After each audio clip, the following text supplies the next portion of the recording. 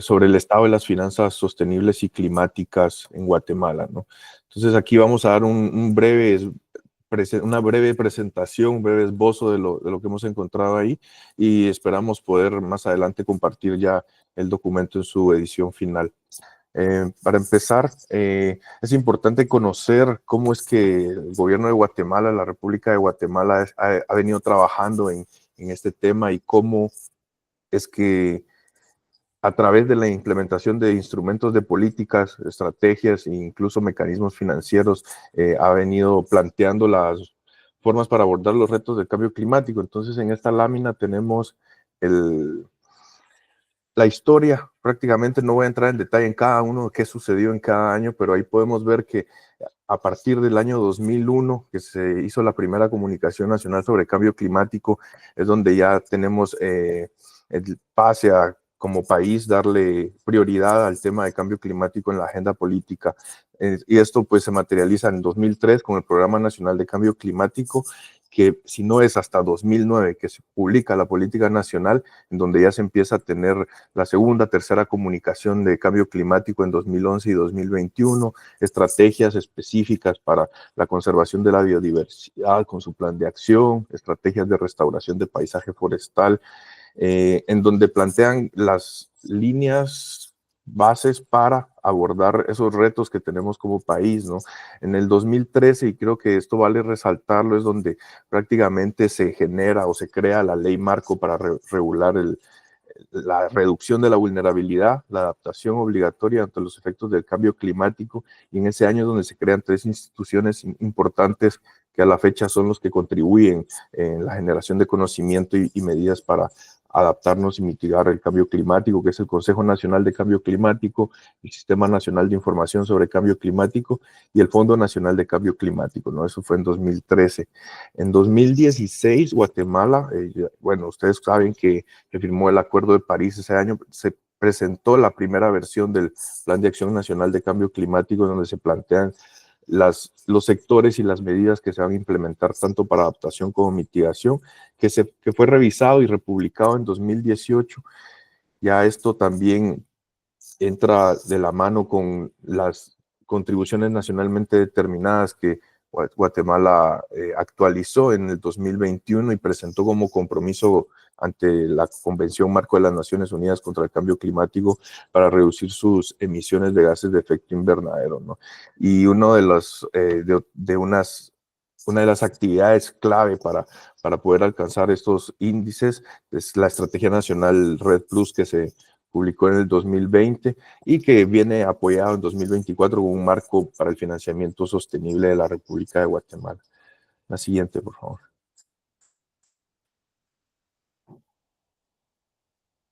En materia de adaptación al cambio climático, ahí podemos ver en la gráfica a la derecha los 6 sectores prioritarios. Para cada uno de estos sectores, el Plan de Acción Nacional definió 38 metas, pero de estas solo 19 fueron presentadas para las contribuciones nacionalmente determinadas, ¿no? Ahí se excluyeron los sectores de salud humana e infraestructura. Y en este plan pues se hizo un presupuesto para determinar cuántos recursos es que necesita el país para poder implementar estas acciones en el periodo 2018-2030. Y como podemos ver ahí son 16.311 millones de dólares, que no es poco. Pueden ver en la parte de inversión, el PANC estima que son 11.000 millones de dólares lo que se necesita invertir y se necesita gastar 5.000 millones en este periodo de 12 años, lo que nos tiene aproximadamente en 1.200, 1.300 millones de dólares anualmente, ¿no? Y aquí lo que quiero resaltar es que uno de los sectores clave para poder nosotros como país adaptarnos al cambio climático y reducir las pérdidas de años y al final la afectación de los medios de vida y de la seguridad de la población es la parte de gestión de recurso hídrico. Como pueden ver, nos requiere casi un 70% de los costos estimados, seguido por la infraestructura con 3.400 millones aproximadamente, y el sector agricultura, ganadería y seguridad alimentaria es el tercero con 1.500 millones, ¿no? Aquí es importante resaltar que Guatemala, como ustedes sabrán, es un país que es bastante agrícola, no tenemos una producción industrial muy sofisticada, entonces uno de los sectores más afectados es el tema de agricultura y principalmente viene siendo afectado porque no hay una correcta gestión integrada del recurso hídrico. La siguiente, por favor.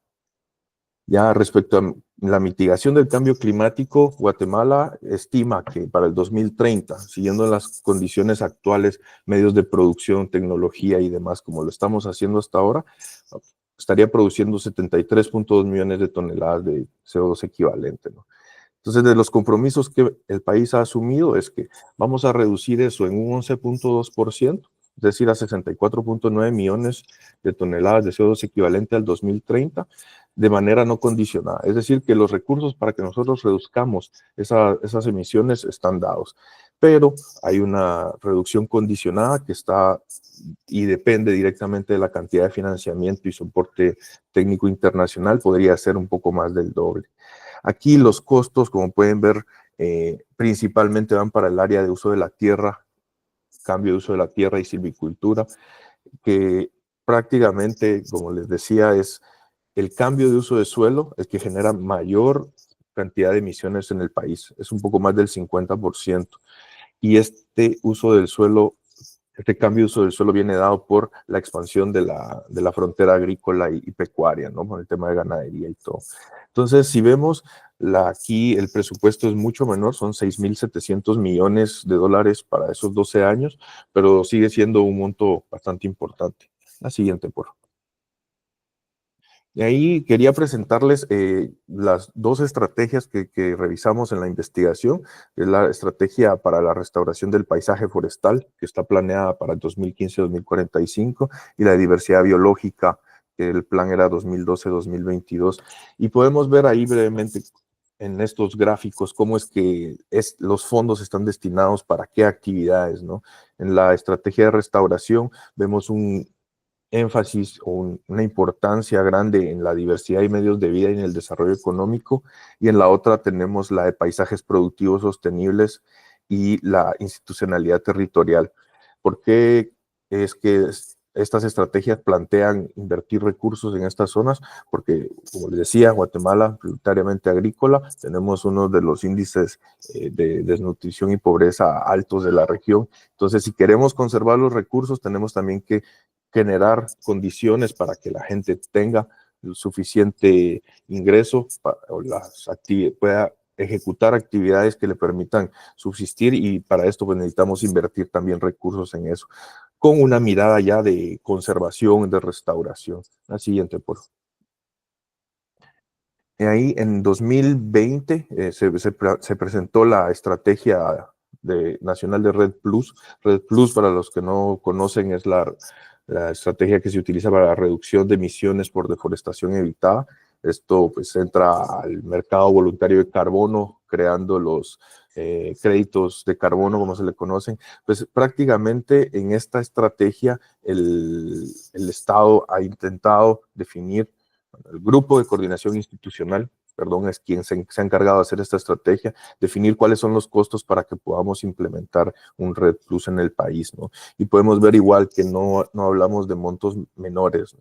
Son más de 1.170 millones de dólares en costos institucionales para fortalecer a las instituciones del país, y 15.000 millones para la implementación. En el cuadro de la derecha ahí podemos ver que del total del presupuesto, que son esos 15.516 millones, se espera que del Estado, como presupuesto público, sea el 65%, que el privado pueda contribuir con un 34.6% de estos fondos, y el total internacional queda en 0.4%, que podemos ver con todos los compromisos que se están asumiendo y la cantidad de recursos que aparecen disponibles para los gobiernos y los países para implementar medidas de adaptación y mitigación al cambio climático, pues tenemos que ahí podemos mejorar eso. Entonces, tenemos una brecha importante en esta estrategia. Se estima que hay 8.152 millones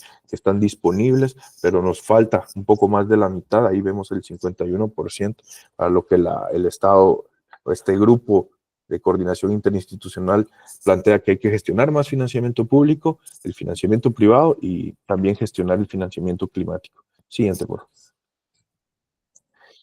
Bueno, ahí una breve imagen. Podemos ver, estas son las principales fuentes de acceso a financiamiento que plantea la estrategia RED, y aquí es importante destacar que hay dos tipos de fondos que son los que se han trabajado desde siempre, son los reembolsables y los no reembolsables. Aquí hay que hacer énfasis en que si bien hay recursos de donación y asistencia técnica y préstamos concesionales, también hay que considerar la utilización de préstamos y bonos para poder implementar estas acciones de reducción de emisiones. Hay que considerar que si bien el compromiso del país es reducir sus emisiones y adaptarse al cambio climático, también desde las otras esferas, el financiamiento internacional se ha comprometido a facilitar los fondos para que podamos los países cumplir con nuestros compromisos. Y ahí vemos una lista prácticamente de los tipos de fondos o de organizaciones que dan fondos hacia qué tipo de instrumento financiero. Y bueno, no voy a entrar en detalle con eso, que no tenemos mucho tiempo. La siguiente, por favor. Si lo puedes reducir un poco. Este cuadro, esta lámina prácticamente es un análisis que hizo PNUD en 2018, en donde estimó cuánta es la brecha de financiamiento que tenemos para el cambio climático. Es decir, de lo que el Estado y de lo que el país ha logrado invertir a través de las diferentes fuentes que hemos visto, y cuánto es lo que realmente nos costaría, qué nos falta, ¿no? Y los datos en realidad son sorprendentes y llegan hasta a asustar, porque vemos que hicieron un análisis de cuánto se invirtió en el 2014 al 2017 y podemos ver que para la parte de adaptación se invirtieron 123 millones, pero la necesidad es de 1.360 millones, lo que nos deja una brecha grande de 1.237 millones, que no sabemos, bueno, sí sabemos de dónde pueden venir los recursos, pero son recursos que tienen que apalancarse para poder llegar a cumplir con nuestros compromisos del plan de adaptación al cambio climático. La siguiente, por favor. Esas las pasamos, por favor. Ok, entonces otro de los resultados interesantes que hallamos en esta investigación es prácticamente un estudio que hizo el Ministerio de Ambiente, en donde analizó los proyectos relacionados con el cambio climático, ¿no? Y para el periodo 2015 al 2020 encontró 90 proyectos. ¿Y por cuánto? Por 332 millones de dólares. Ahí hay unos detalles de cómo es que estos fondos están conformados, de dónde provienen, qué tipo de fondo es y cuánto más o menos ha venido de los financiamientos de la Convención Marco. Y creo que lo importante es ver que la mayor cantidad de proyectos ha sido de origen bilateral y de fuentes multilaterales, que son prácticamente cooperaciones que hacen otros estados al país para implementar proyectos o que hacen para otros países, no solamente con Guatemala, con otro país, sino ya son fondos que van orientados hacia otros países, ¿no? Y hay que ver también que más del 90% del financiamiento que ha recibido el país es no reembolsable, es decir, que es de donación.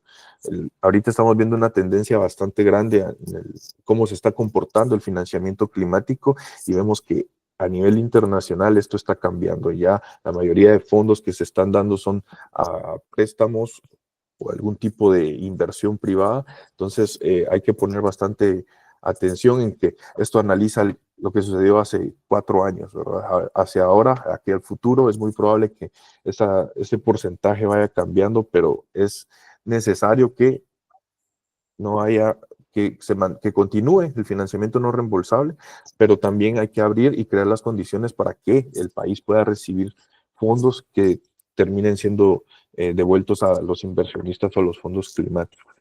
Y como ven, en la parte de los fondos que han entrado, de esos 332 millones, casi 135, 140 millones de dólares han entrado de estas 4 fuentes, ¿no?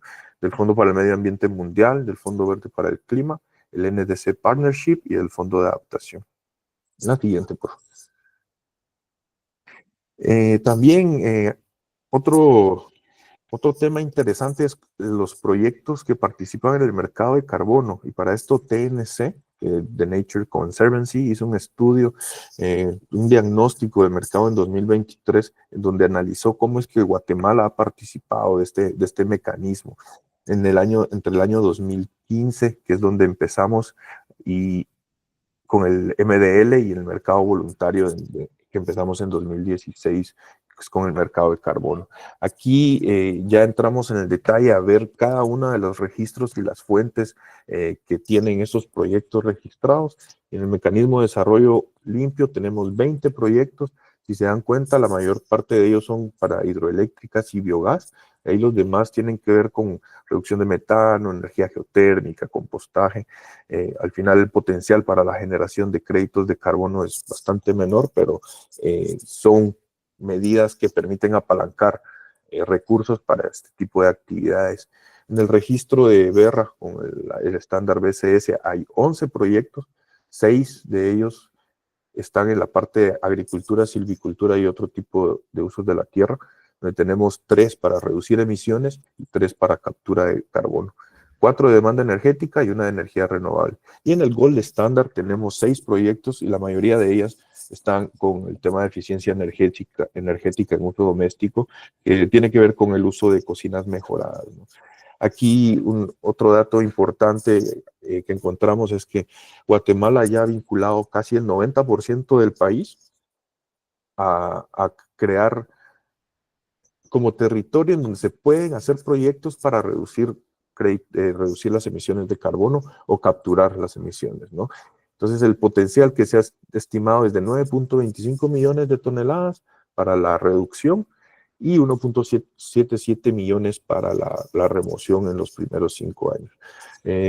Guatemala, si bien es un país pequeño comparado con otros de la región latinoamericana, tiene potencial y hay proyectos que están trabajando este tema de reducción de las emisiones, y creo que es un mecanismo el cual permite apalancar buen recurso para lograr adaptarnos y mitigar el cambio climático. Y ya casi para cerrar, en la siguiente, el mismo PNUD hizo un análisis de las barreras del financiamiento climático. No voy a leerles todas las que están ahí, pero sí me gustaría resaltar un par de ellas, ¿no? Al final de cuentas, el estado de desarrollo de la institucionalidad en Guatemala y de las condiciones políticas nos limitan un poco a la generación de inversiones en temas de adaptación y mitigación al cambio climático. Y una de las barreras institucionales que identificó PNUD es la vulnerabilidad por los cambios políticos y la alta rotación de personal en las esferas del Estado, ¿no? ¿Qué hace esto? Al final nos compromete de cierta manera la continuidad entre las políticas y las estrategias, ¿no? Y por supuesto que el presupuesto para este tema no sea un tema prioritario, es otro de los factores por los que el financiamiento climático a pesar de que vemos que gran parte se espera que venga de los fondos públicos, no es suficiente para lograr abordar el tema, ¿no?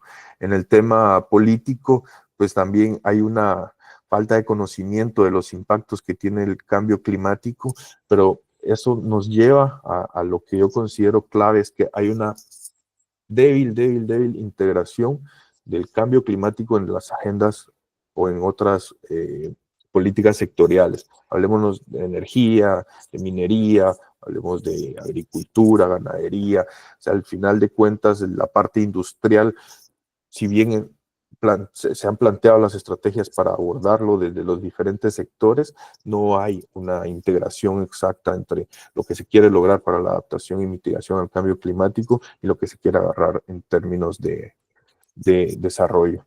Y la última que me gustaría resaltar son las barreras de mercado. Entonces, el mercado de carbono se ha venido desarrollando bastante bien a nivel mundial. Ahora ya se está hablando de un mercado para la biodiversidad, un mercado para la conservación del recurso hídrico. Entonces, estos son mecanismos económicos que al final de cuentas lo que buscan es crear las condiciones bajo las cuales operamos en la economía mundial, ¿no? temas con la oferta y libre demanda. Entonces, estos mecanismos, si bien están en etapas iniciales, se están desarrollando en Guatemala, y Guatemala tiene, por su gran diversidad biológica y paisajística, digamos también su cobertura forestal, un gran potencial para canalizar recursos a través de estos instrumentos de mercado. Ok, les agradezco mucho por su tiempo, espero que haya sido interesante, y más adelante tendremos la publicación de este estudio. Muchas gracias. Muchas gracias, Jesús. Muchas gracias. Abrimos ahora, bueno, ahí está el contacto de Jesús, por si alguien está interesado como en ampliar o tiene preguntas más específicas, bien puede hacerlo, entiendo, Jesús. Y ahorita podemos tener un periodo si alguien tiene alguna pregunta o tiene alguna opinión que entrar para que pueda Jesús responderla. Entonces dejamos abierto quién lo pueden escribir por el chat o pueden abrir su micrófono como bien les parezca. Vamos a dar unos 2 minutos para ver si hay alguien que se interese.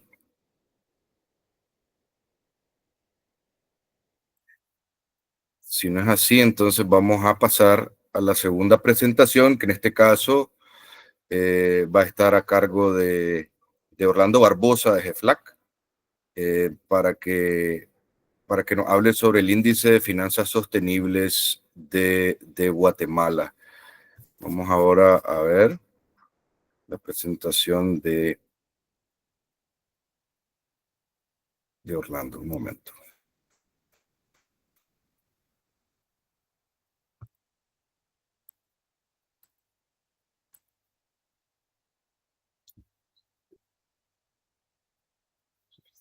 Bueno, tenemos por ahí. Y Orlando, cuando quieras. Hola, hola, ¿qué tal? Muy buen día, muchas gracias, estimados. Es un placer estar con todas y todos ustedes en este gran evento que están llevando a cabo. Me uno a la felicitación y les agradecemos de antemano la invitación a formar parte de este conversatorio. El día de hoy estaremos hablando un poquito del estado de las finanzas climáticas en Guatemala. Principalmente nos estaremos enfocando sobre el índice de finanzas sostenibles y con énfasis en el país, ¿no? Si puedes continuar la que sigue, por favor. Gracias. Antes de entrar al índice, me gustaría comentar algún detalle importante de cuál fue nuestra motivación para traer a la mesa esos temas de discusión. Como todos sabemos, nos encontramos actualmente en un momento muy crítico en el que tenemos que acelerar la reducción de las emisiones de gases de efecto invernadero en al menos un 50% para el año 2030. Esto si queremos evitar el aumento de la temperatura sea mayor a 1.5 grados centígrados. También debemos, de acuerdo con el informe de necesidades de los países en desarrollo, señala que necesitamos al menos 5.8 trillones de dólares para 2030 para implementar las NDC, de las cuales 1.1 trillones de dólares representan las necesidades de la región de América Latina y el Caribe. Sin embargo, no todos nuestros países de la región han medido sus necesidades a costos reales. Y también, por supuesto, se debe cumplir con el objetivo 2.c del Acuerdo de París, de hacer los flujos financieros consistentes, con el desarrollo bajo en emisiones de gas de efecto invernadero y resiliente al clima. Entonces, estos puntos fueron los que surgen la necesidad de contar con una herramienta que nos permite evaluar las finanzas sostenibles en la región. Si puedes dar la que sigue, por favor. Entonces, como les comentaba, de esta manera vamos a presentar, sí, la que sigue está bien, los resultados del índice. Son de resultados 2023 con datos a 2022. Se preguntarán ¿qué es el índice? El índice básicamente es una herramienta que nos permite evaluar aquellos ingresos y egresos, tanto nacionales como internacionales, que se destinan a los países en desarrollo para atender el problema del cambio climático y atender también el desarrollo sostenible. Pero a la vez también esta herramienta nos permite cuantificar aquellos ingresos y egresos que podrían estar obstaculizando esta transición, es decir, analiza aquellas actividades que pueden ser intensivas en carbono. En esta ocasión fue aplicado a los 20 países más emisores de la región de América Latina y el Caribe y son con datos a 2022. La que sigue, por favor. Gracias. Nuestro índice se compone básicamente de dos elementos. Por un lado tenemos nuestros indicadores y por otro lado tenemos nuestras variables. En el caso de los indicadores, lo que utilizamos es analizamos principalmente este tipo de indicadores nos permiten dar un poquito el contexto de los resultados que hemos obtenido de nuestros índices. En particular, analizamos diversos indicadores, que son indicadores de política, indicadores ambientales, indicadores sociales e indicadores económicos. Por ejemplo, en algunos tipos de indicadores ambientales, la que sigue, por favor. Aquí, pues, analizamos diversos tipos de indicadores. Por ejemplo, uno de los que hemos analizado es la emisión de gases de efecto invernadero por sector, donde encontramos que el sector de energía es el que más emite, con más del 60%, seguido del sector AFOLU, que es el de agricultura, con un 20%. Igual hemos analizado que las emisiones totales de dióxido de carbono, en este caso, Guatemala ocupa la posición 11 de los 20 países analizados, con una emisión total de 15.6 millones de toneladas. Igual tenemos que el consumo de energía, Guatemala ocupa la posición 18 de 20, con un consumo de energía per cápita de 0.7 megawatts hora per cápita. Estos son algunos de los indicadores ambientales. En cuestión de indicadores económicos, en la que sigue podemos ver qué tipo de indicadores hemos analizado. Principalmente analizamos ingresos y presupuesto y el Producto Interno Bruto. Por ejemplo, para el año 2022, Guatemala se ocupó la posición 9 de los 20 países con un PIB de 95.003 millones de dólares. Y en los indicadores sociales, algunos que hemos analizado es, por ejemplo, la tasa de desempleo, donde Guatemala ocupa la posición 19, con una tasa de desempleo anual de 2.56%.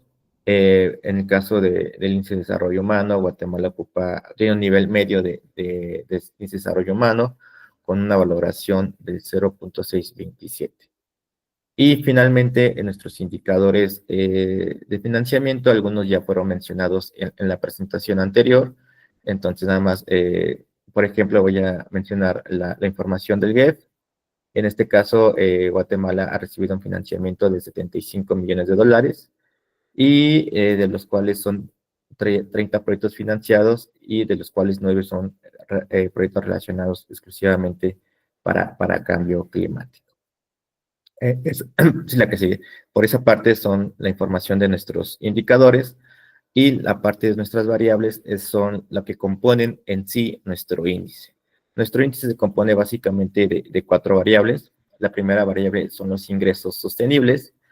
Esta variable integra la cooperación y el financiamiento desembolsado de fuentes bilaterales y multilaterales destinadas al cambio climático. Es decir, de todo el financiamiento que recibe nuestro país, ¿qué proporción se destina exclusivamente para atender el cambio climático? Esta es nuestra primera variable. Nuestra segunda variable es la variable de ingresos intensivos en carbono. Esta variable incluye el análisis de ingresos por la recaudación tributaria y no tributaria, por hidrocarburos y minerales y por la venta de combustibles. Es decir, de total de nuestros ingresos, ¿qué proporción son generados por actividades intensivas en carbono? Esa es nuestra segunda variable. La tercera variable, la variable de presupuestos sostenibles. Esta variable incluye el presupuesto etiquetado para temas de cambio climático, para temas de eficiencia energética, energía renovable y atención a desastres naturales. Es decir, aquí analizamos el total de nuestro presupuesto, cuánto de este presupuesto nuestro país está destinando para atender el problema del cambio climático. Y caso similar a la variable de presupuestos intensivos en carbono. Esta incluye el presupuesto asignado a la explotación de hidrocarburos, a precios industriales y a presupuestos a empresas estatales dedicadas a la explotación de estos hidrocarburos cuando las hay. Es decir, la misma lógica, cuánto de nuestro presupuesto total se destina para actividades contrarias al cambio climático, que son como actividades intensivas en carbono. Básicamente, así se compone el índice. Nuestra metodología es muy sencilla. Cada una de las 4 variables que les acabo de mencionar valen un punto y se califican de acuerdo a su valoración obtenida. Por ejemplo, si digamos que Guatemala tiene un muy alto nivel de financiamiento, entonces tenderá hacia 1 de calificación, pero en el caso que digamos que tiene también ingresos intensivos en carbono, también entonces su valoración será más cercana a 0 porque depende mucho de este tipo de actividades. Una vez que hemos realizado la estimación, entonces la puntuación final será la suma de cada una de estas 4 variables. Diremos que un país tiene nivel de finanzas sostenibles muy altas cuando su puntuación es muy cercana a 4 puntos. Y dependiendo de 4 puntos de la puntuación más alta, y de ahí va a ir disminuyendo dependiendo de la valoración que hemos tenido. Una vez que tengamos esta valoración, lo que hacemos es clasificamos a los países en 7 niveles de finanzas sostenibles, que van de finanzas sostenibles muy altas, que es donde el país tiene 4 puntos, a finanzas sostenibles muy bajas, que es cuando tiene la valoración muy cercana a 0 puntos. Básicamente así se compone la metodología. Lo que les voy a presentar a continuación es los resultados que obtenimos para la edición 2023 con datos a 2022. Como sabrán, pues lamentablemente ningún país de nuestra región tiene un nivel de finanzas sostenibles muy altas, lo que significaría que tendría una puntuación de 4 puntos y tendría un balance entre sus ingresos y ingresos intensivos en carbono y los sostenibles. En el caso de Guatemala, para esta edición, se ubicó en la segunda posición con una valoración de 2.8 puntos, por debajo de El Salvador, que fue el país mejor posicionado, y con un nivel de finanzas sostenibles medio alto. En la siguiente gráfica podemos ver cómo ha ido evolucionando en el caso de Guatemala en las últimas 4 ediciones, donde en la edición anterior fue donde tuvo su puntuación más baja, que fue de 2.3 puntos, y en esta edición fue la más alta, que tuvo una valoración de 2.8 puntos. Como podemos ver, Guatemala se ha mantenido en un nivel constante, en un nivel de finanzas sostenibles medio alto. En la que sigue podemos ahora analizar cada una de las 4 variables que les comenté al inicio. Por ejemplo, en la variable de ingresos sostenibles, del total de financiamiento que ha recibido el país, el 23% se ha destinado exclusivamente para atender el cambio climático. En la siguiente gráfica podemos ver que este financiamiento ha ido aumentando a lo largo del tiempo, donde pasó de un 5% a un 23%. Entonces podemos darnos cuenta que en estos años el país ha recibido mayor financiamiento para atender esta problemática. Sin embargo, si en la que sigue podemos darnos cuenta que casi el 75% de este financiamiento que recibe el país es por vía donación préstamos, y únicamente el 25% es vía donaciones. Si bien el país es uno de los que más reciben financiamiento vía donaciones, aún la proporción es muy pequeña, donde se preferiría que ese tipo de financiamiento sea por vía donaciones, con esto para evitar una carga fiscal a largo plazo y que impida al país poder realizar proyectos de esta materia u otro a lo largo de los años. En la que sigue, analizamos la variable de ingresos intensivos en carbono. En este caso, Guatemala únicamente registramos que el total de sus ingresos, casi el 4%, son derivados por actividades intensivas en carbono. Entonces, este porcentaje es mucho menor en comparación con países como Ecuador y México, que casi más del 30% de sus ingresos son por ese tipo de actividades. En el análisis comparativo también vemos que se ha mantenido esta proporción en las ediciones, siendo casi una tendencia del 4%. Ahora en la variable de presupuestos sostenibles, aquí analizamos que Guatemala para esta edición fue el país que más presupuesto destinó para atender el cambio climático, con casi un 3% del total de su presupuesto. Si bien esto muestra que Guatemala es el país de la región que más ha destinado presupuesto para atender el problema del cambio climático, aún la proporción que se destina es muy limitada para atender todo lo que se necesita en materia climática. Si bien analizamos que en esta edición, sí, en la que sigue, por favor, hubo un incremento con respecto a los años pasados, donde no destinaba ni 1%, aún vimos un gran incremento sustancial, pero como les menciono, aún es insuficiente para lograr con los objetivos y compromisos climáticos. Y finalmente, en nuestra variable de presupuestos intensivos en carbono, igual vemos que Guatemala destina muy poco de su presupuesto para proyectos de hidrocarburos o proyectos industriales. Únicamente está destinando el 0.02% de su presupuesto total.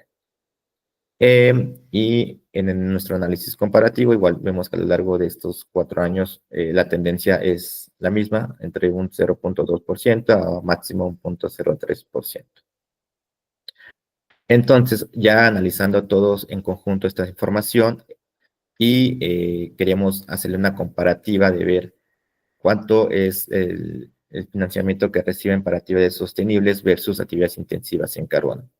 A nivel regional, hemos encontrado que los 20 países generaron 15 veces más ingresos por actividades intensivas en carbono que por financiamiento para abordar el cambio climático. Es decir, nuestros países dependen mucho de este tipo de actividades intensivas en carbono y debemos lograr transitar hacia finanzas más sostenibles.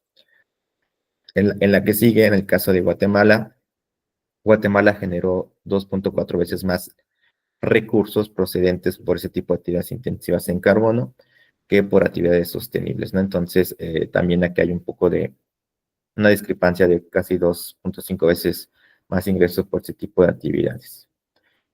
Ahora, en el caso de los presupuestos sostenibles a nivel regional, los 20 países de estudio destinaron 31 veces mayor presupuesto para proyectos intensivos en carbono. Y en el caso de Guatemala, en la que sigue, aquí Guatemala sí destinó mayor presupuesto sostenible que presupuesto intensivo en carbono. Aquí la diferencia fue de 138 veces más presupuesto a este tipo de actividades. Ya finalmente, igual hemos realizado una estimación de acuerdo con la propuesta de Nicolás Stern, que él menciona que para atender el problema del cambio climático, cada país debe destinar al menos el 2% de su PIB para poder lograr las metas establecidas. Si realizamos este estudio, hemos encontrado que en el caso de Guatemala la brecha es algo grande, ya que Guatemala destinó para el 2022 únicamente el 2.9% de su presupuesto.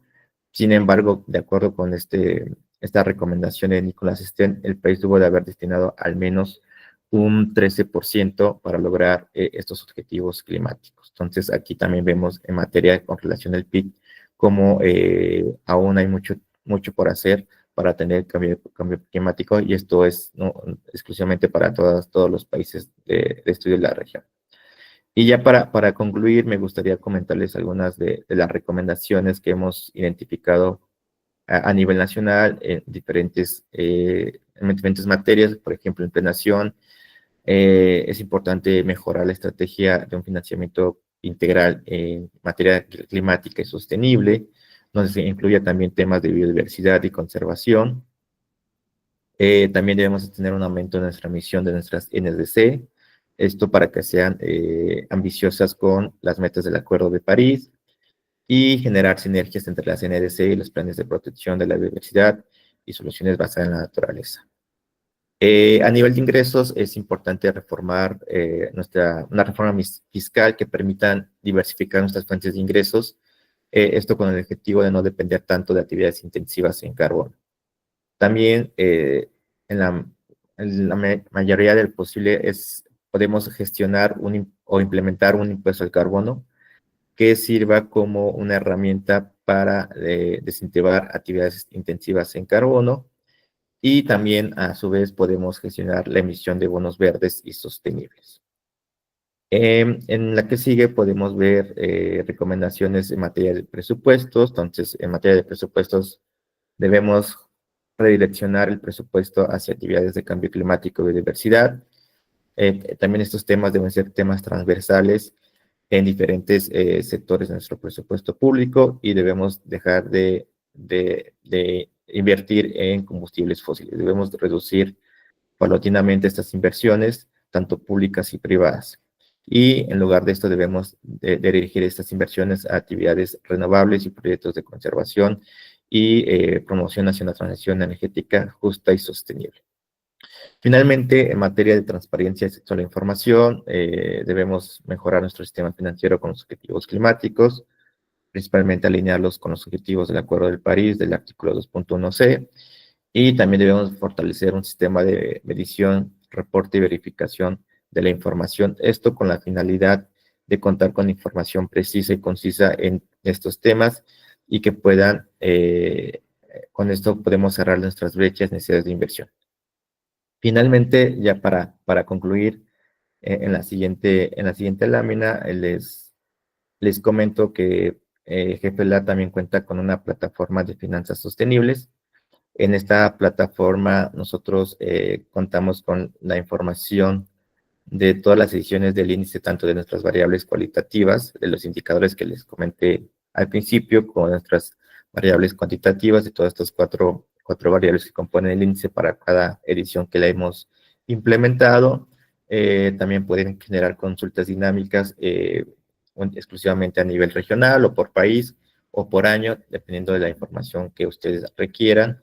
Y esta información también puede ser descargada para trabajarla independientemente en cualquier proyecto que ustedes puedan a futuro implementar. Entonces también les invitamos a consultar nuestra plataforma, que es de acceso público y gratuito para cada uno de ustedes. Y finalmente con esto concluimos nuestra participación. Les agradecemos la invitación a este gran evento y esperamos que sea de mucha utilidad. También les compartimos nuestros contactos por si tienen alguna duda o comentarios, son bienvenidos. Y les agradezco el tiempo y muchas felicidades por implementar este primer encuentro juvenil. Muchas gracias. Muchas gracias, Orlando. Muchísimas gracias, interesante.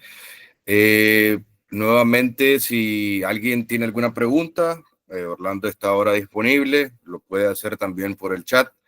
Ahí está el contacto, queda disponible. Dejamos abierto un minuto, cualquiera puede abrir su micrófono, puede hacerle una pregunta que desee o puede escribirla por el chat. Igualmente, Orlando estará dándole respuesta.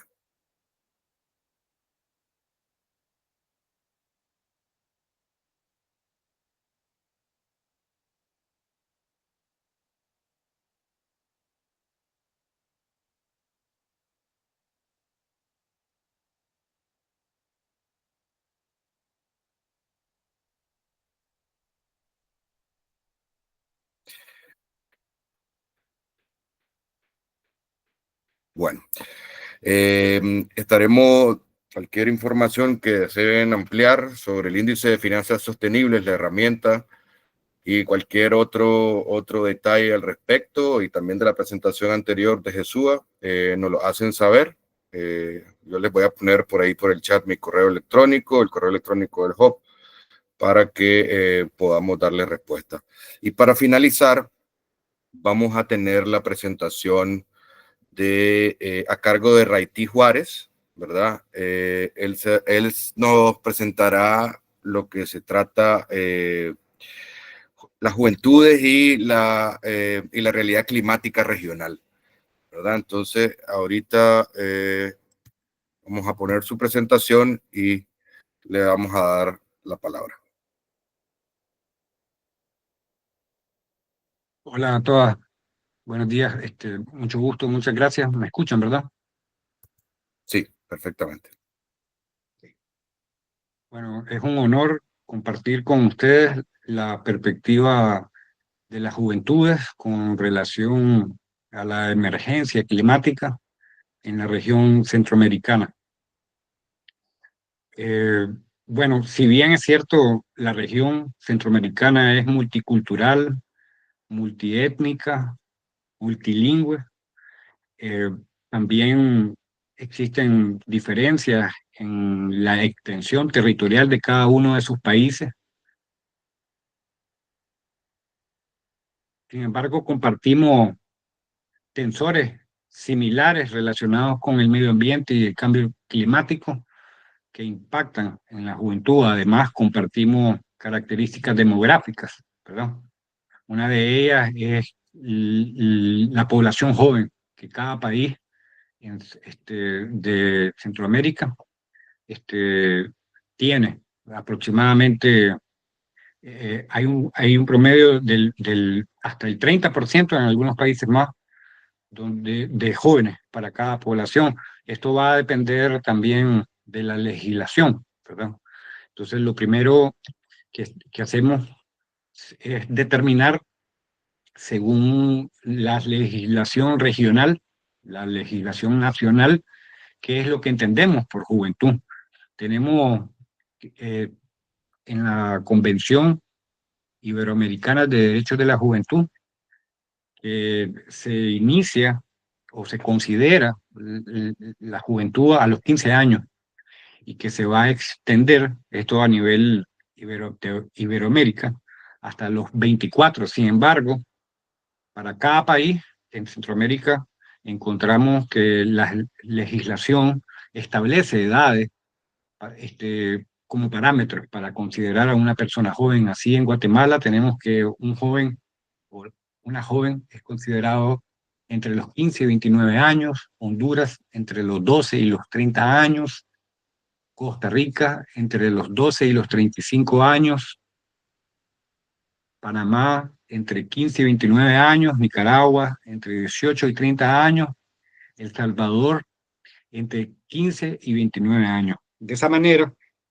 actualmente hablamos de una población regional de más de 12 millones, exactamente, según el último dato, 12.100.000 jóvenes están viviendo en Centroamérica y pertenecen a esta categoría legal de lo que es ser jóvenes, y esto podría aumentar si por ejemplo, se considerara joven hasta los 35 años, ¿verdad? Y podría aumentar si se incluyera a la infancia, ¿verdad? Entonces, podríamos estar hablando, incluyendo a la infancia, incluyendo jóvenes de hasta 35 años, de aproximadamente 20 millones de personas, ¿verdad? En el rango amplio de juventud en Centroamérica.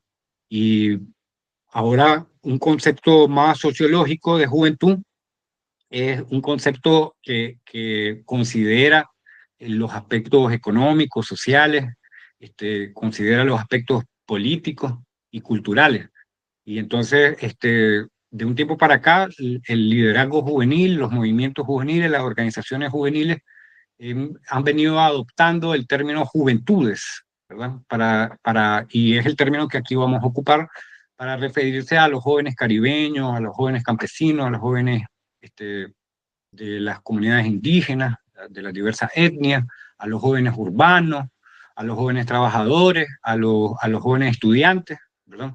Entonces, juventudes es el término que se ha aceptado, por decirlo así, en el ecosistema de las organizaciones juveniles, ¿verdad? Y pues considera todos los aspectos que les decía, cultural, inclusive psicológico, ¿verdad? Y es el término que vamos a estar utilizando.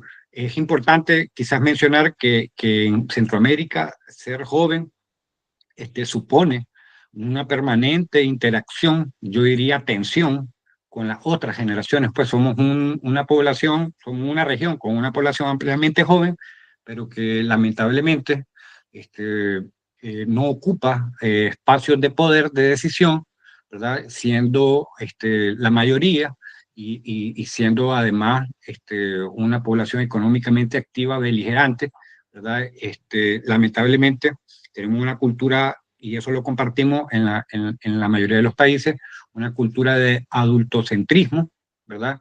Y una cultura, pues, donde las juventudes no han ejercido directamente el poder, sino que han sido sujetos de órdenes y no sujetos sociales de derecho, ¿verdad? Han sido, como le decimos nosotros, objetos, pues, y no sujetos sociales. Sin embargo, esto ha venido, pues, esto es una característica permanente sin embargo, como vamos a ver, pues hay un esfuerzo para hacer esta transformación. Entonces, hablamos de juventudes, hablamos de aproximadamente 12.100.000 jóvenes en Centroamérica, y esta juventud de entrada tiene grandes retos en relación a la educación, en relación a la salud, en relación al acceso al agua y en relación a los niveles de pobreza, que se van a incrementar, que se van a empeorar con la emergencia climática. Y así, entonces, con esas fallas estructurales que se arrastran, la juventud centroamericana se enfrenta a un panorama en Centroamérica, en la región, donde la vulnerabilidad al cambio climático y los riesgos son altos, ¿verdad?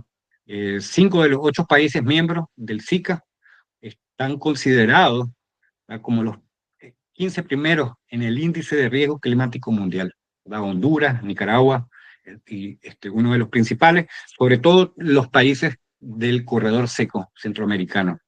Y las pérdidas por desastres en los últimos 20 años precisamente han correspondido a el impacto del cambio climático en la zona, en el campo, y específicamente en la agricultura. Somos sociedades, ¿verdad?, fundamentalmente basadas en la agricultura, en su economía, la agricultura, en el extractivismo o en la exportación de las materias primas, ¿verdad? A excepción de algunos de los países, estructuralmente hablando, la juventud ha estado históricamente excluidas, ¿verdad? Y esa es una situación que se agrava con el cambio climático. De manera que, con el impacto del cambio climático, tenemos actualmente en Centroamérica aproximadamente 6 millones de jóvenes que viven en hogares con inseguridad alimentaria, en niveles de crisis de emergencia, según el Programa Mundial de Alimentos. Y tenemos que, además de vivir en emergencia alimentaria, podemos decir en inseguridad alimentaria grave, sobre todo en el corredor seco, en las zonas del Caribe, ¿verdad?, y en las zonas rurales, donde las brechas, ¿verdad?, son más amplias en relación a la educación, a acceso a empleo, y donde el tema de la deforestación empeora el entorno en el que se desarrollan las juventudes. Así tenemos que entre 2020 y 2024, a una tasa anual de aproximadamente 80.000 hectáreas por año de deforestación, se han acumulado aproximadamente un cálculo de la FAO, 1.320.000 hectáreas de bosque. Ahora, ¿qué relación tiene esta gran pérdida de bosque en el actual cambio climático, en la actual emergencia climática, y con pues agrava la situación de inseguridad alimentaria, agrava la situación de acceso al agua, agrava la situación de salud, ¿verdad? Y obviamente empeora el riesgo, ¿verdad?, frente a el impacto siempre frente al cambio climático. Asimismo, hay una característica en Centroamérica relacionada con el acceso a Internet. Esto es algo que quizás no lo percibimos fácilmente, ¿verdad? Tendemos a creer que el Internet, que el acceso al Internet ha sido universal para la población joven centroamericana. Sin embargo, los estudios demuestran que nuevamente en las zonas rurales, en las zonas del Caribe, de Centroamérica, y en las zonas rurales centroamericanas, el acceso al Internet, aún con todos los esfuerzos, para los jóvenes ha sido menor que en las zonas urbanas. ¿verdad? Y esto obviamente ha impactado en la calidad de la educación, en la calidad de la salud y en la información necesaria para una participación política de calidad. Entonces, estas son tres aspectos estructurales que persisten y que se agravan con el cambio climático, con la emergencia climática. Además de estas situaciones estructurales, las juventudes centroamericanas enfrentan varios desafíos que están relacionados con la emergencia climática. El tema del desempleo, que es ampliamente conocido, ninguno de los países de Centroamérica genera la cantidad de empleo necesaria para la población económicamente activa que anualmente entra al mercado, ¿verdad? La mayoría de los países, y con excepciones, la participación de los jóvenes en el mercado es de manera informal y en la mayoría de los países la educación de los jóvenes no está vinculada a sus necesidades reales y ni siquiera está vinculada al mercado laboral, a la demanda, ¿verdad? Este es un gran reto. Además, en la mayoría de los países, con algunos cambios en El Salvador recientemente, la violencia y la inseguridad ha sido un tema persistente, donde la estigmatización, o sea, donde el joven es visto como la causa de la violencia y no como un efecto de los problemas estructurales de la sociedad. Asimismo, como hemos visto en los últimos años, son jóvenes los que se han visto obligados a migrar, ¿verdad? Así hemos visto un fenómeno en la región de migración entre los países, por ejemplo, hacia El Salvador, de Nicaragua hacia El Salvador, hacia Estados Unidos, obviamente, siempre ha sido un destino, España, pero sobre todo hacia Estados Unidos ha habido una migración, un desplazamiento que no es normal y que está relacionado directamente, como lo han demostrado estudios en Guatemala, con el impacto del cambio climático, sobre todo en las zonas rurales, ¿verdad? Asimismo, hay un fenómeno de migración y urbanización hacia las capitales o hacia las ciudades principales en cada uno de los países. De manera que la migración y el desplazamiento interno, los jóvenes han tenido mucho que ver y esto aumenta los riesgos nuevamente y profundiza la exclusión. Y un tema que casi no ha sido tratado es el tema de los suicidios, ¿verdad? Y los riesgos asociados al impacto del cambio climático en la salud mental de la juventud, ¿verdad? Y que se agrava con los problemas estructurales que les mencionaba y con los nuevos riesgos asociados al cambio climático. Así tenemos entonces una falta de servicios de salud mental adecuada para la juventud y un incremento en los suicidios en los últimos años, donde adolescentes y jóvenes han sido los principales víctimas. Y el tema de la participación política, que les decía al inicio, y que es fundamental relacionado con las políticas públicas para la adaptación al cambio climático, bueno, que históricamente ha sido una participación como clientes políticos y no como actores estratégicos en la vida política, ¿verdad? Con excepciones, han surgido movimientos, organizaciones. Sin embargo, el gran reto de la participación política juvenil siempre ha sido el tema de la autonomía, el tema del financiamiento y el tema como le decía al inicio, del adultocentrismo, que es pues el hecho de que los puestos de poder político, de decisión, están tanto en las asambleas nacionales como en los ejecutivos, están en su mayoría ocupados por personas mayores de 50 años, a excepción en los últimos años de modificaciones en El Salvador y en Guatemala en la última elección. Se mantiene ese patrón, que es una limitante cuando se trata de incidir en políticas de acción climática o frente al cambio climático.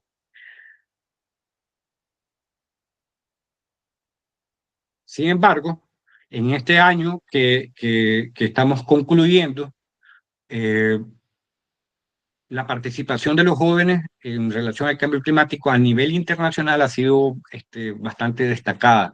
Así tenemos una participación en encuentros regionales de juventudes, tenemos una participación y una voz beligerante y que ha movido la agenda en Colombia recientemente en la Convención de la Biodiversidad, en la COP16, también en la COP29, en este caso las conferencias nacionales de cambio climático, las conferencias de juventudes sobre cambio climático en cada uno de los países han sido espacios que han contribuido a incrementar la calidad de la participación. Los programas de formación en finanzas sostenibles que el GFELAC ha realizado también han promovido el establecimiento de hubs de finanzas sostenibles en la región centroamericana, lo que ha permitido como nuevos espacios incluir a las juventudes. Pero podríamos concluir que si bien es cierto han habido compromisos con los espacios regionales de negociaciones sobre la reducción de emisiones, sobre los compromisos nacionales de adaptación, sobre los planes nacionales, el gran reto está hacia lo interno de cada uno de los países de la región y hacia el nivel local, ¿verdad? Tenemos la característica entonces que la participación de los jóvenes en relación al cambio climático en Centroamérica ha sido notablemente activa a nivel de incidencia internacional. Y esto gracias a las organizaciones internacionales, como el GFELAC, como CANLA y otras organizaciones que promueven estudios, espacios de intercambio y de formación, pero estamos largos de tener un protagonismo juvenil en la política pública nacional de cambio climático. Podríamos decir que es uno de los retos y los desafíos, entre otros, que tenemos para el 2025. Así se suma también el desafío de crear puentes y diálogos entre las generaciones a nivel local y regional. O sea, tener la posibilidad de llevar la voz desde el territorio de primera línea, desde el territorio local, hacia espacios de incidencia regional como el SICA, como el Parlacén, ¿verdad? Y como otras instancias asociadas a la transformación energética, a la movilidad eléctrica y a políticas regionales de financiamiento para la adaptación y mitigación al cambio climático, ¿verdad? Sí, esto requiere de diálogos entre las generaciones y de diálogos intergeneracionales, que son uno de los principales desafíos para el año 2025. Segundo desafío que nosotros identificamos es vencer el adultocentrismo. Ya le explicaba, el ir más allá de hacer propuestas, que es algo muy bueno, que ha sido una característica de incidir, sino también pensar en ocupar espacios de poder para liderar la formulación e implementación de las políticas públicas de seguridad alimentaria, para liderar la formulación e implementación de los planes de adaptación nacionales y para incidir de manera directa en la definición de mecanismos financieros locales por pérdidas y daños.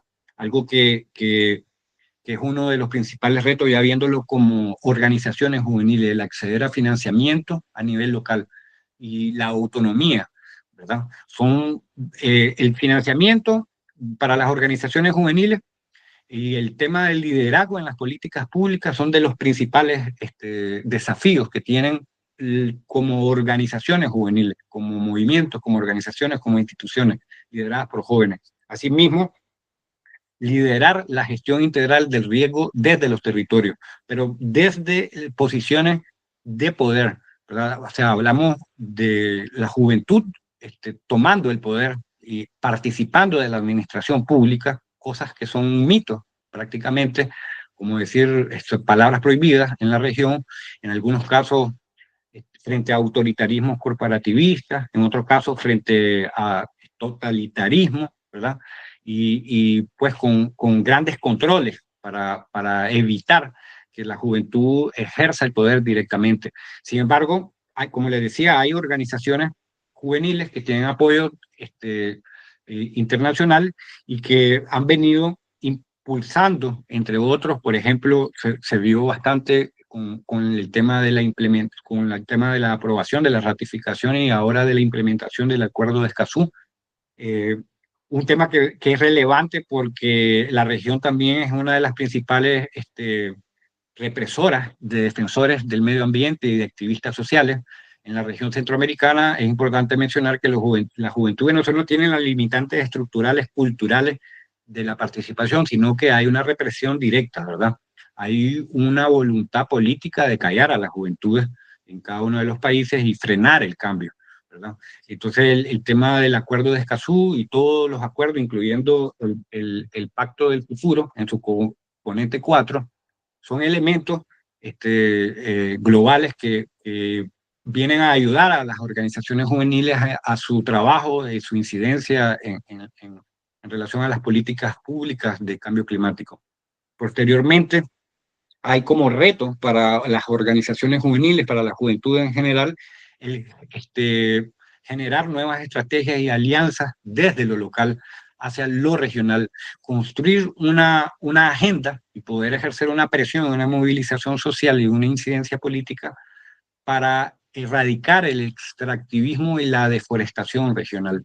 Están muy asociados a las élites políticas y a las élites financieras.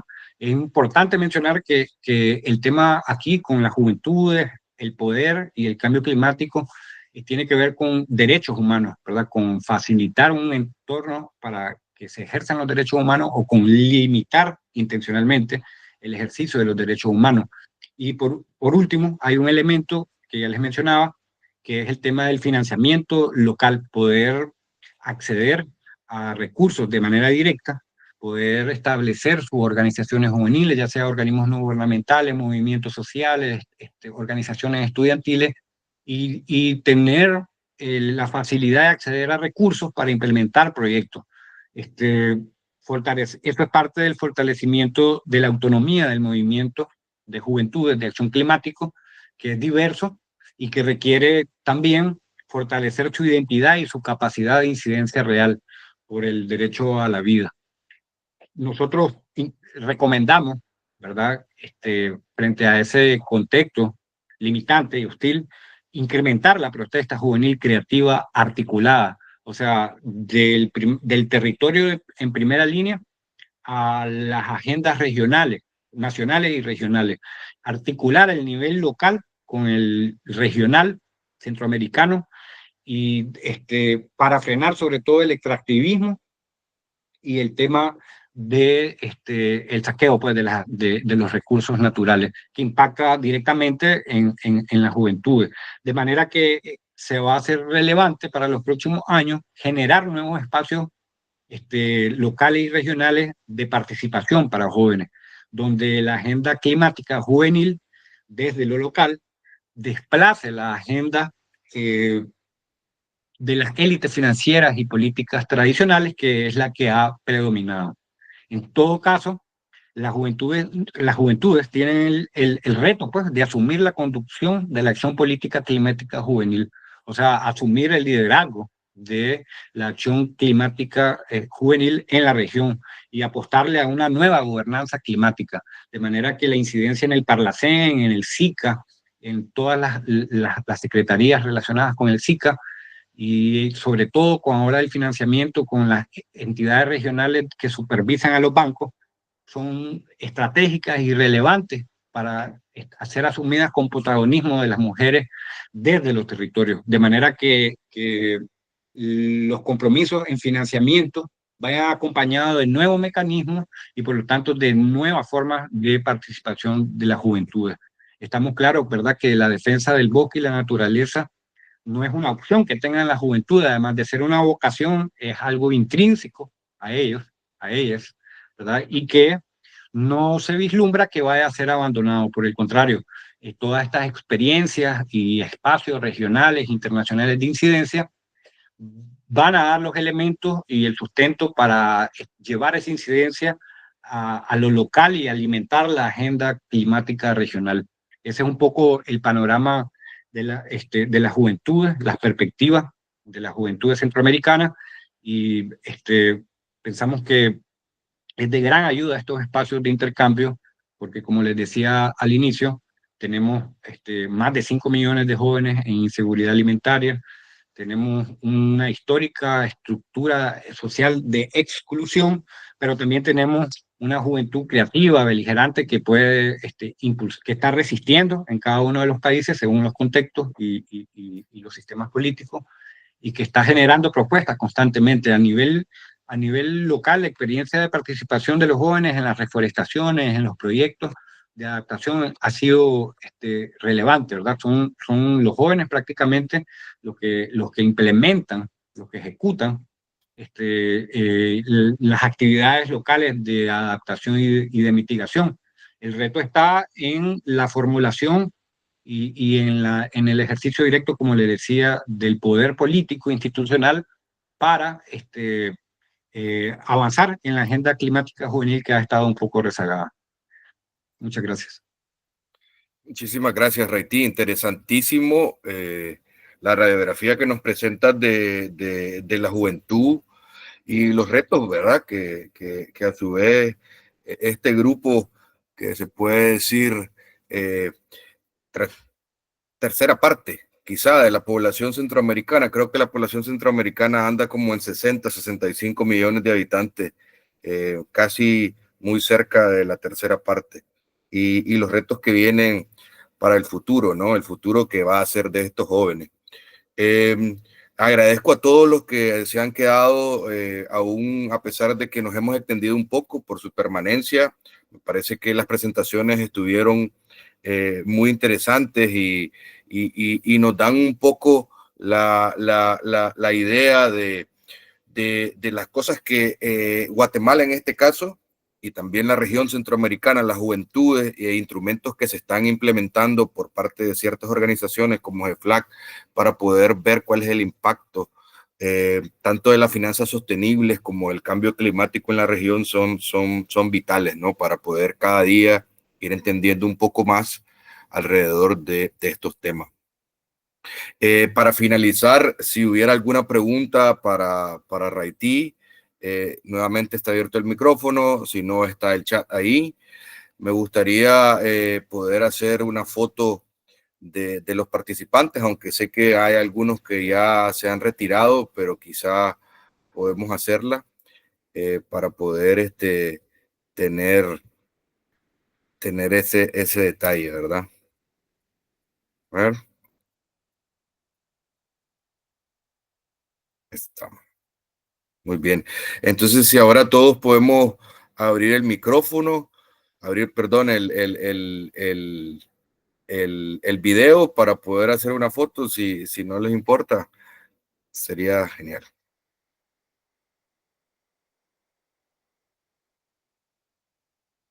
Gracias. Eso. Gracias, Will. Hola, Will. Francisco, Luz, Suba. Un saludo a Raití, que nos vimos por ahí en Centroamérica. Adelante. Saludos, amigo. Hola, saludos, Francisco. Mucho gusto. Qué bueno verte. Perfecto. Creo que Goretti, no sé si estás por ahí, para poder abrir el micrófono, para hacer una captura y que quede el recuerdo de este primer encuentro centroamericano por una Guatemala verde y sostenible. Nuevamente agradecido con GEFLAC por ser uno de los proyectos seleccionados por el Fondo de Acción Climática. A Orlando, a Raití, a Jesúa, muchísimas gracias por sus presentaciones, por sus análisis, y esperamos nos sigan acompañando en las próximas actividades que tenemos pensado implementar para el 2025.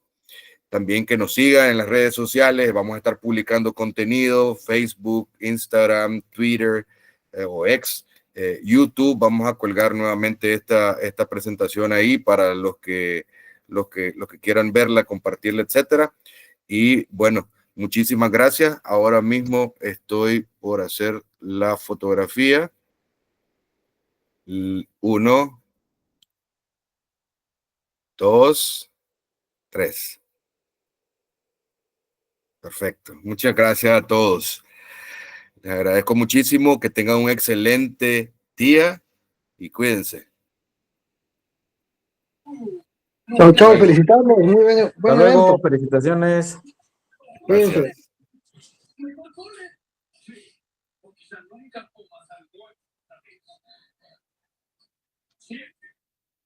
Chao, chao. Luego.